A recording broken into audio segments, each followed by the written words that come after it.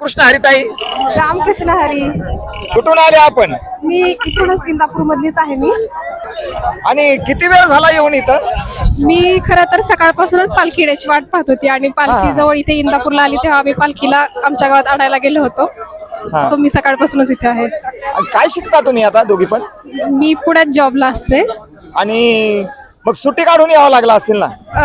Actually आज खरं तर आनंदाचा दिवस आहे कारण की आज रविवार आहे आणि मला सुट्टी घेण्याची आवश्यकता पण नाही पडली. हा.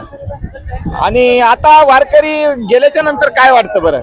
खरं तर आम्ही या दिवसाची वर्षभरापासून वाट पाहतो की पालखी येणार आमच्या गावी, तुकाराम महाराज येणार, आम्हाला त्यांचं दर्शन घेता येणार.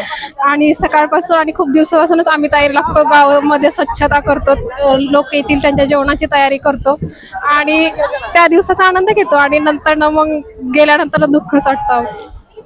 आणि आता लग्न झाल्याच्या नंतर आपण प्रसोद्यान होतो ना, तुकोबरायला विनंती करू की आपल्याला होणारा जो पती आहे तो कसा मिळावा?